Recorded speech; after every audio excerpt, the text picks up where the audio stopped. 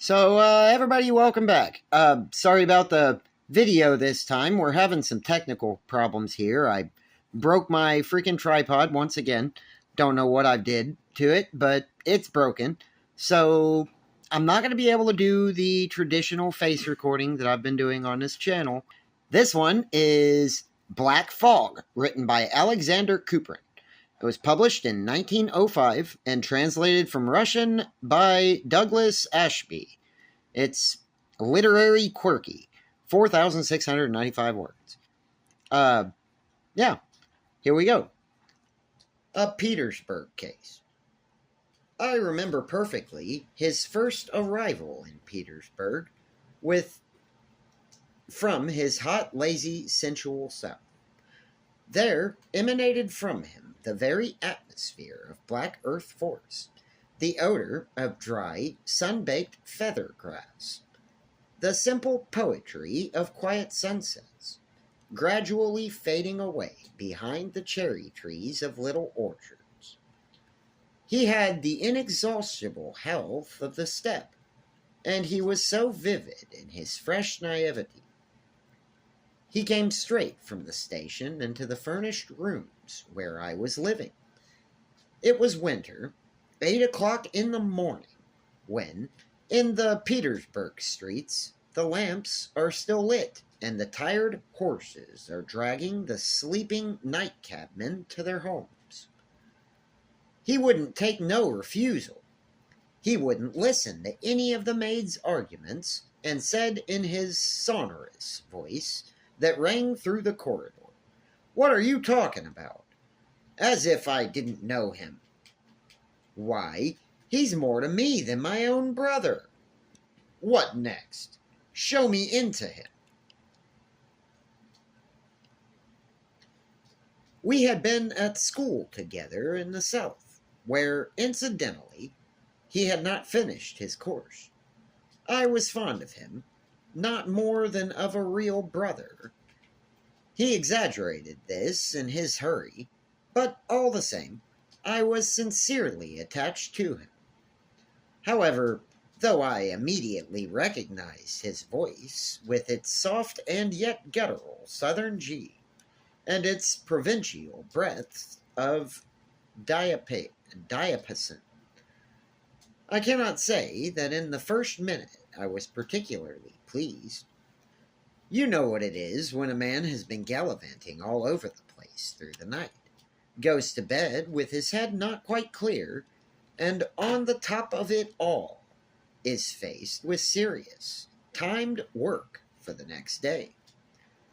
In a word, I cursed under my blankets and firmly decided, if he came in, to pretend that I was asleep or dead, like a beetle that has been placed on the palm of a hand. Easier said than done. He burst in like a hurricane, threw himself at me, dragging me out of bed as if I were a child, shook me and pulled me about. It was impossible to be angry with him. The frost had given him a delightful emanation of apples and something else, healthy and vigorous. His mustache and beard were thawing. His face was burning brightly. His eyes were shining.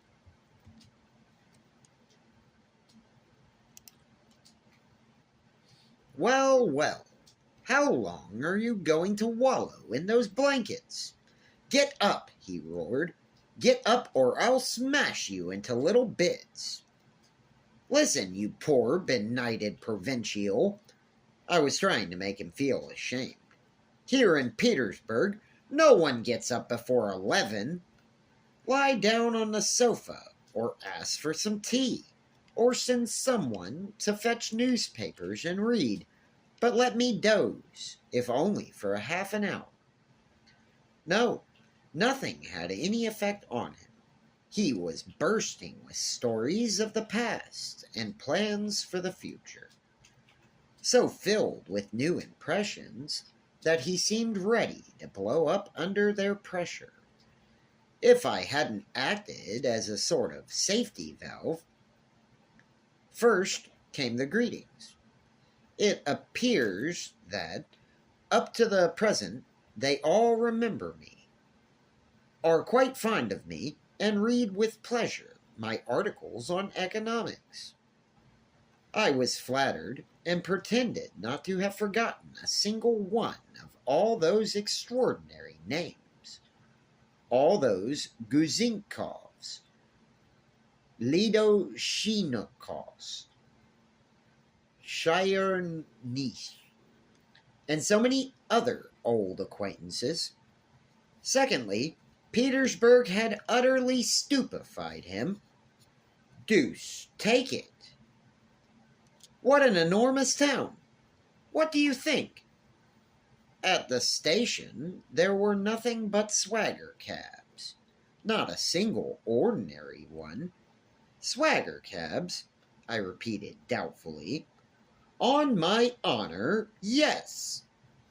I didn't grasp it at first, and I was in one of them before I saw that it was on tires. Well, I've let myself in, I thought. I wanted to crawl out of it, but I was ashamed to do so, and a policeman was hurrying them all. I was lucky to get out of it so cheaply. 1.50 rubles altogether. At the very most, you ought to have paid 50 kopecks, I put in. There, you're talking nonsense. What? Give a cab on tires 50 kopecks? For such a distance. Oh, and what streets you have here. And the people. Oh, Lord, it's worse than the ferry boats at home. They're all over the place. And on one of the bridges there is a statue of 4 horses. Have you seen it? It's a sight. You live well here, I can see that. The whole time he kept saying, at home, and you people here, drawing a line between the two, as all provincials do. He was greatly struck by the fires lit at cross streets on account of the severe frost. What's that for? He asked with naive curiosity. I answered quite seriously. It's an idea of the town council to heat the streets so as to spend less on fuel in government offices. His eyes grew round, and so did his mouth from astonishment, and all he could pronounce was, "Oh." The next minute he saw it and burst out laughing, laughed in long, deafening, youthful peals. I had to remind him that all the other lodgers were still asleep, that the partitions were made of papier-mâché, and that I didn't want to get into trouble with my landlady. Irisha came in with the samovar. She looked sideways at Boris with an expression of distrust and agitation, as though a horse had been received into the room. She was a regular Petersburg maid, sensitive and not without understanding. At 5 o'clock, we dined at the Nevsky in an enormous and bad restaurant. The room, with its colors, the Romanians, the plush furniture, the electric lights, the mirrors, the monumental headwaiter, and particularly the spectacle of heavy, impudent, frock-coated waiters with their enormous mustaches. All this overwhelmed my country friend. During the whole meal, he sat bewildered, awkward, winding his feet round the front legs of his chair. And it was only when we were having coffee that he said with a sigh, shaking his head slowly, "Yes, a restaurant. They wouldn't have believed it at home. It's a regular temple of Baal with his priests. You'd better take me to a place where it's simpler. Here I see only the aristocracy. Probably they're all princes and counts.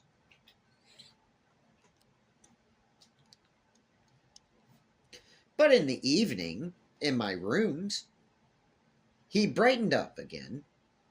I asked him for the first time seriously what he intended to do with himself. Up to this, we had only touched on this question in a hurried, rather diffused way. He puffed himself out like a young bantam and answered proudly, I have come to conquer Petersburg. These very words are often uttered by the young heroes of French novelists who, just arrived in Paris, are looking out at it from the heights of some garret. I smiled skeptically. He noticed it and began with special warmth, the comical side of which was heightened by his southern accent, to convince me of the fact that he represented the gifted, large provincial South, which was going to be victorious over the anemic, untemperamental, dry capital like North. It was the inevitable law of struggle between two temperaments, and its result is always easily guessed. Oh, one can cite any number of names: ministers, writers, painters, barristers. Beware, withered, cold, pale, dull Petersburg. The South is coming. I wished to believe him, or rather I didn't wish to disillusion him. We dreamt a little together. Lai produced from his basket trunk a bottle of good old homemade plum liqueur, which we began to drink in friendly fashion. What? What? Do they make in Petersburg here such old plum liqueur? He kept asking proudly and then scornfully. There you are, and you still discuss. Little by little, he settled down. I established him in furnished rooms next to my own, for the first time being on credit, in anticipation of the trophies to be won in victories over the withered North.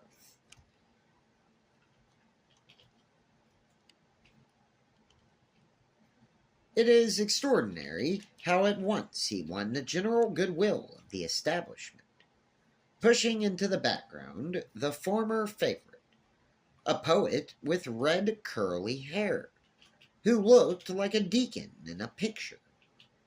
The landlady, everyone knows the Petersburg landlady of furnished rooms, a lady of full figure, 45 years old, with corkscrew curls on her forehead, always in black and very tightly laced. The landlady used to often to invite him to her apartments in the morning to have coffee, a high honor to which many, even of the old lodgers, never dared to aspire. In return for this amiability, he would give her the contents of the morning papers, as well as business advice in her innumerable pettifogging transactions. Everyone wants to get the better of a poor widow. Deuce, take it, like a true Southern Russian. For all his apparent simplicity, he was a very adroit and practical fellow, with a quick comprehension and a certain benevolent shrewdness. Even Irisha got used to him and regarded him, I believe, with a sort of, well, I don't want to gossip. All I will say is that in those days he was very good looking, tall, strong, with dark, melancholy eyes, and young, laughing red lips under his Ukrainian mustache. He was nearer the truth than I was. I, the old Petersburg skeptic. The luck was with him, probably because a bold, self confident man can control destiny through destiny whirls and scatters in different directions, perplexed and weak people.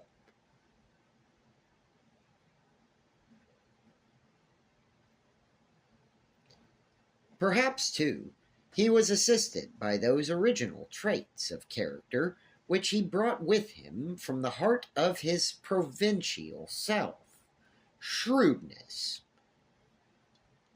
observation, a tranquillity and open manner of speech, an innate tendency to humor, strong nerves that refused to be troubled by the chaos of life in the capital. It may have been this or that, but in any case, the South, as represented by him, obviously and successfully conquered the North. My friend quickly, in 3 or 4 days, found work for himself in connection with one of the largest railways, and a month later had attracted the attention of authorities. He was entrusted with the revision of some plans of railway traffic, or something of the sort. The whole thing might have been easily finished in a week or two, but for some reason or the other, Boris got particularly interested in it in his stubbornly insistent way. He took it into his head to frequent the public library, dragged home enormous reference books, stuffed with figures, and devoted his evenings to mysterious mathematical equations. The result of all this was that he presented the authorities with a scheme of passenger and goods trains that combined simplicity and obviousness with many other practical signs of efficiency. He was praised and attracted special attention. 6 months later, he was already in receipt of 150 rubles a month and was employed on independent work. But apart from this, he gave frequent music lessons. He was an excellent musician, wrote articles for the newspapers, and technical articles on railway questions, and sang on Saturdays and Sundays in a well-known church choir, as well as sometimes in opera and light opera choruses. He was capable of an amazing amount of work, but without strain, without any effort. It came to him somehow naturally, easily, as though he were wading through it, as though it were all a joke.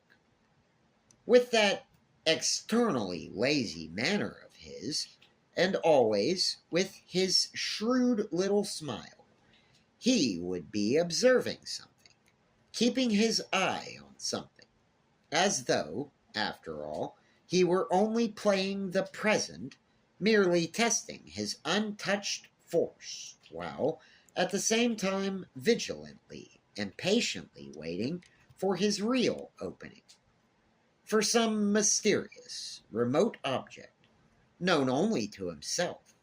He was studying, through the self-teaching methods of Taoiseach and Langusted, French, German, and English.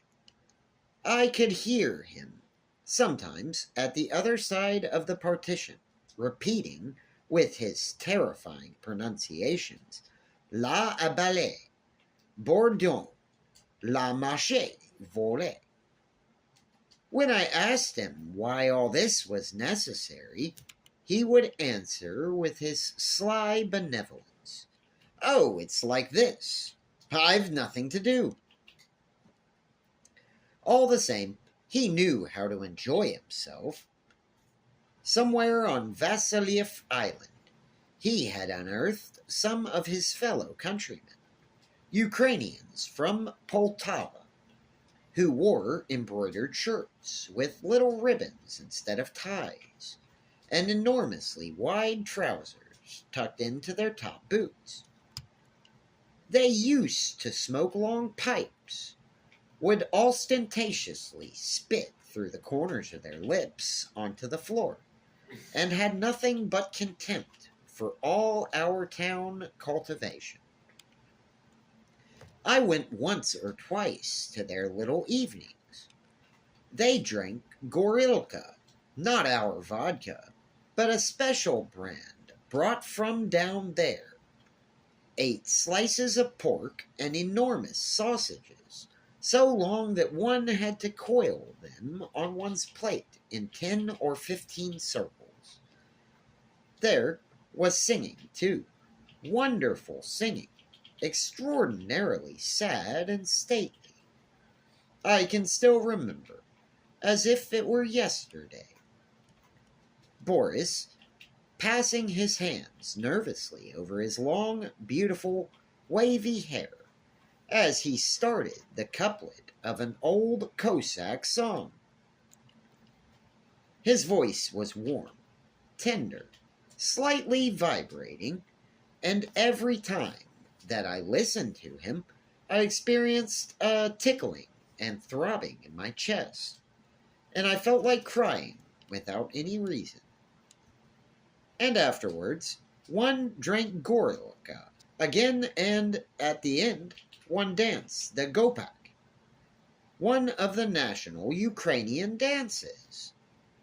Boris's jacket would fly away from his immense shoulders to a corner of the room, and he himself would soar from end to end, rapping out the time with his heels, whistling in tune, and slyly rising and lowering his dark eyebrows. He became the head of this dear Ukrainian farm village, tucked away among the severe parallel streets of Petersburg. There was something about him attractive, charming, irresistible, and everything seemed to come to him as a joke, as if it were merely by the way. I believe now, definitely, in his victory over the North, but something inexplicable, something perturbing, would never leave my soul when I thought of him. It began in the spring, soon after Easter, which was late that year. We drove together to the islands. It was a clear, pensive, gentle evening. The quiet waters of the rivers and canals dazed peacefully beside their banks, reflecting the pink and mauve colors of the deadened sky. The young grayish foliage of the black century-old lime trees on the banks looked at itself in the water so naively, so joyfully. For a long time we were silent. At last, under the charm of this exquisite evening, I said slowly, "How delightful! For the sake of an evening like this, one can fall in love with Petersburg." He didn't answer. I looked at him stealthily, sideways. His face was gloomy, and he had an angry expression. "Don't you like it?" I asked. Boris made a slight gesture of annoyance. "It's scenery," he said with disgust. "It's the same at the opera. You call this nature?" A strange, dreamy expression had come suddenly into his dark eyes, and he began in a low, jerky, troubled voice, There now, in Little Russia, there is the real spring. Wild berries, white hazel trees are blooming. The frogs are croaking in the creeks. The nightingales are singing. When it is night there, it is real night, dark with dread, with mysterious passion. And what days there are there now! What sun! What sky! What is this Finland of yours? A mixture of rain and snow? He turned away and became silent. But I understood instinctively that there was something wrong, something unhealthy at work in my friend's heart. And in fact, from that very evening, Boris began to fret and seemed to wilt. I could hear no longer behind the partition his melodious purring. He no longer projected himself like a bomb into my room in the mornings. His usual talkativeness had disappeared. Only when the conversation turned on Ukraine would he grow animated. And then his eyes would become dreary, beautiful, and pitiful. And he seemed to be looking into the distance, hundreds of miles away.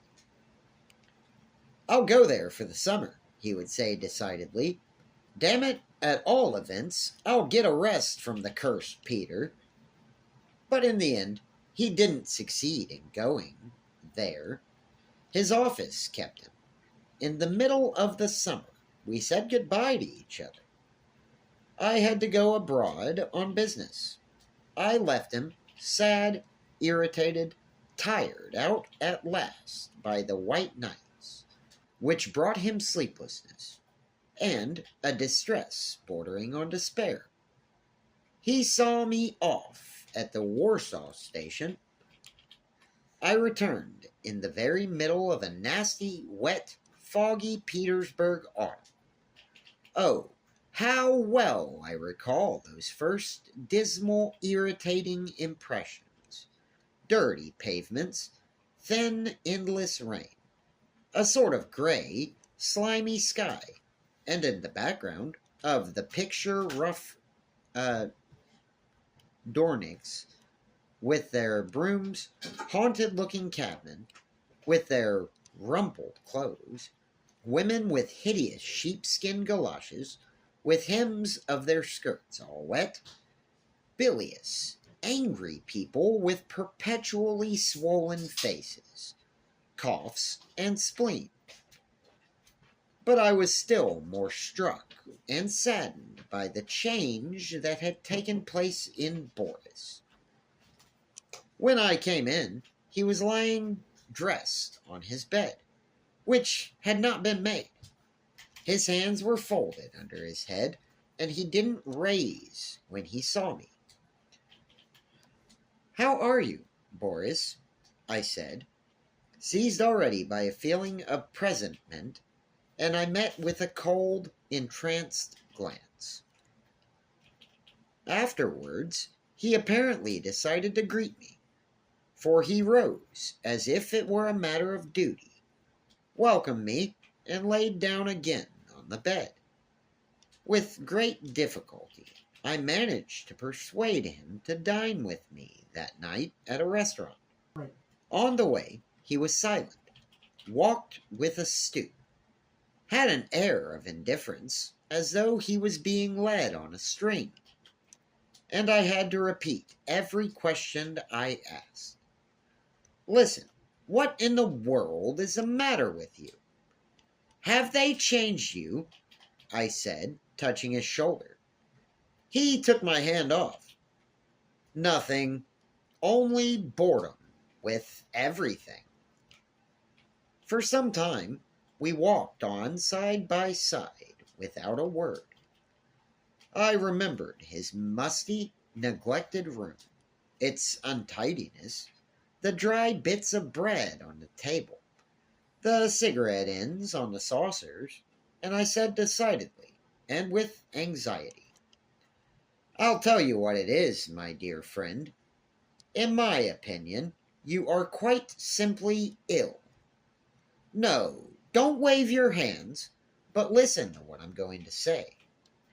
These things can't be neglected. Have you got any money? A plan for curing my downhearted friend had quickly ripened in my mind. It was truly a rather ancient, rather trivial, and, if you like, a rather ignoble plan. I had merely decided to take him to one of those equivocal places where one sings and dances, where people don't know themselves, what they are doing, but are sure that they are enjoying themselves, and through this conviction infect other people with the same illusion. Having dined somewhere or other, we turned toward the aquarium at about 11 o'clock, so as to get the atmosphere of a spree. I took a swagger cab which whirled us past the insults of the cabmen, past the pedestrians, all slobbered over with mud. I was supporting the shattered, thinned back of Boris. He was as stubbornly silent as ever, only once asking discontentedly, "Where are we hurrying off to like this?" The dense crowd, the smoke, the rattle of the orchestra, the naked shoulders of the women with their made-up eyes, the white splashes of the tables, the red, brutalized faces of the men. All this pandemonium of tipsy gaiety had a quite different effect on Boris from what I had expected. At my invitation, he was drinking, but he was not getting drunk, and his expression was becoming more and more distressed. A bulky, powdered woman with an ostrich bow round her fat, naked neck sat down for a minute at our table, tried to start a conversation with Boris, then looked at him in dismay and silently hurried off into the crowd, from which, once more, she glanced back toward us. And at this glance, dread came to me, as if I had become stricken by something deadly, as if someone black and silent were standing close beside us. "Let's drink, Boris," I shouted over the noise of the orchestra and the din of the crockery. With his face puckered up as though from toothache, he formed an unspoken sentence on his lips, which I guessed to be, "Let's get out of this." I insisted on driving from the aquarium to another place, from which we emerged at the dawn in the cold, dark, blue twilight in Petersburg.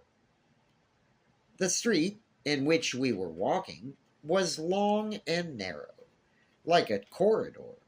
From the sleepy 5-storied stone bricks there emanated the cold of the night. The sleepy Dornicks were plying their brooms, while the chilled night cabmen shivered and swore hoarsely, stumbling as they strained on the cords round their chests. Small boys were dragging their loaded stalls through the middle of the street. At the doors of the butchers' shops hung the red, open carcasses of repulsive-looking meat. Boris was walking dejectedly, when suddenly he caught me by the arm, and pointing to the end of the street, cried out, "There it is! There!" "What is it?" I asked in consternation. "You see, the fog."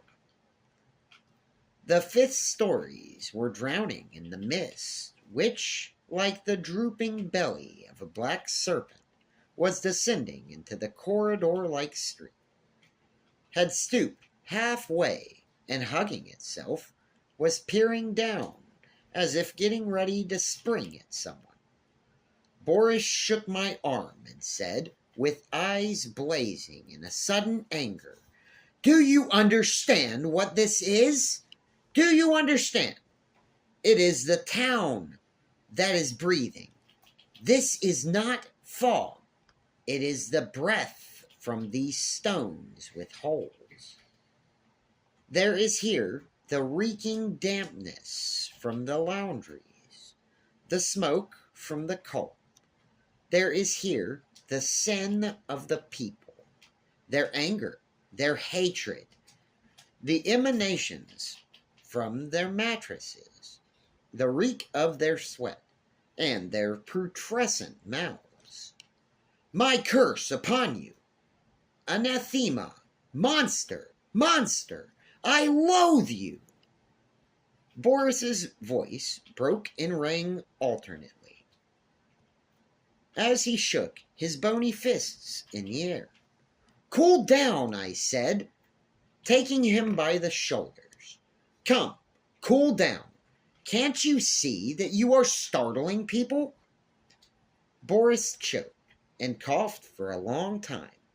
"Look," he exclaimed, his face contracted by his cough, and he showed me a handkerchief which he had pressed against his lips, on the whiteness of which I saw a large stain of blood. "It is he who has eaten me up, the fog." We walked back to his lodgings in silence. In April, before Easter, I looked in at Boris one day.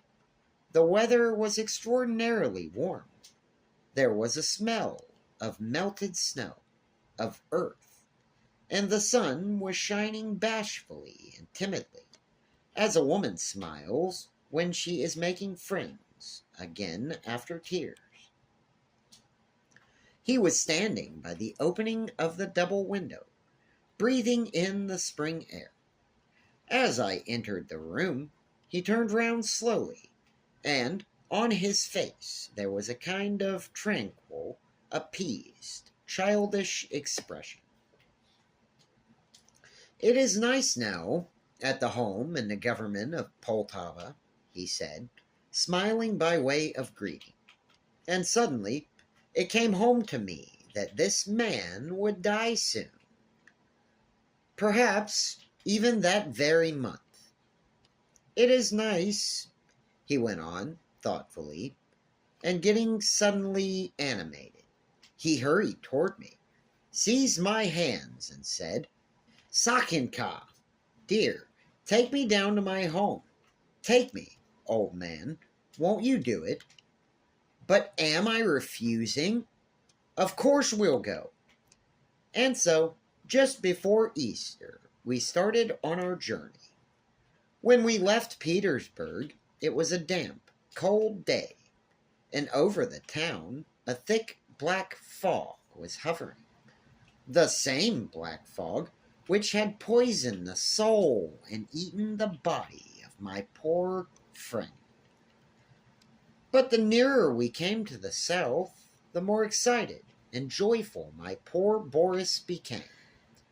The spring seemed rushing to meet us, and when we caught our first glimpse of the white, dabbed little huts of Ukraine, it was already in full bloom. Boris could not tear himself from the window. All along that line, large, simple flowers, bearing the poetical name of dreams, blossomed in blue patches. Boris told me with ecstasy that in Little Russia one dyes Easter eggs with these flowers. At his home, under the blue caressing sky, under the full but not yet hot rays of the sun, Boris began to revive quickly, as if he were recovering with his soul from some low, clutching, icy nightmare. But bodily, he grew weaker every day. The black fog had killed in him something vital, something that gave life and the desire to live. A fortnight after his arrival, he was confined to his bed. All the time, he had no doubt that he would soon die. And he died bravely and simply. I was with him the day before his death. He pressed my hand hard with his dry, hot, emaciated fingers, smiled caressingly and sadly, and said, "Do you remember our conversation about the North and the South? It's a long ago now. Do you remember it? Don't imagine that I am eating my words. Well, I admit it. I have not withstood the struggle. I have perished.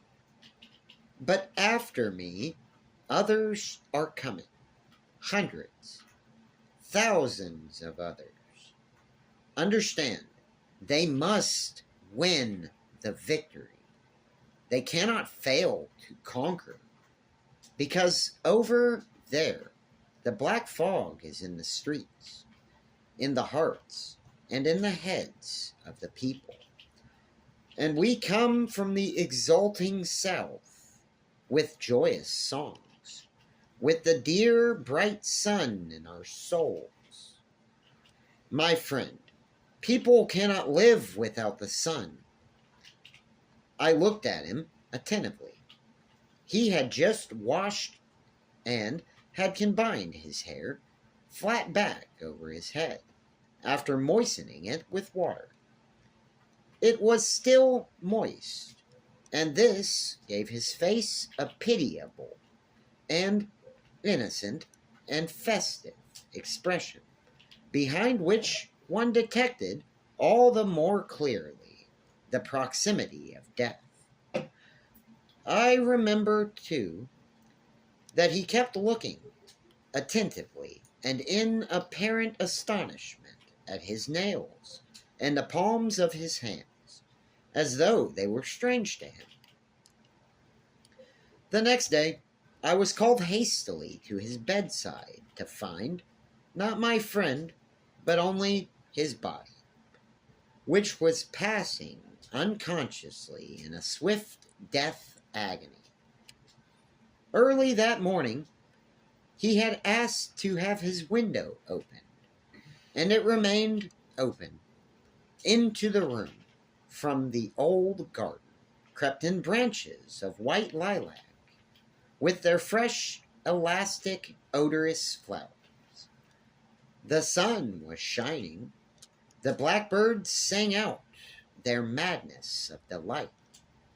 Boris was becoming quiet, but in the very last minute, he suddenly lifted himself up and sat on his bed. An insane awe showed itself in his wide open eyes. And when he fell again against the pillows, and after a deep sigh, stretched himself out with all his body, as if he wanted to stretch himself before a long, deep sleep. This expression of awe did not leave his face for a long time. What had he seen in that last minute? Perhaps the eyes of his soul there had outlined itself, that bottomless, perpetual black fog, which inevitably and pitilessly absorbs people and animals, and the grass, and the stars, and whole worlds. When they were laying him out, I could not bear to see his terrible yellow feet, and I left the room. But when I came back, he was already lying on the table, and the mysterious little smile of death lurked peacefully round his eyes and lips. The window was still open. I broke off a small branch of lilac, wet and heavy under its white clusters, and placed it on Boris's breast. The sun shone joyfully, at once tender and indifferent. In the garden, the blackbirds were singing. On the other side of the river, the bells were ringing for the late church service. All right. Thank everybody so much for watching The Black Fog. And, holy crap, that was seriously deep. But, yeah, see you next time. Bye.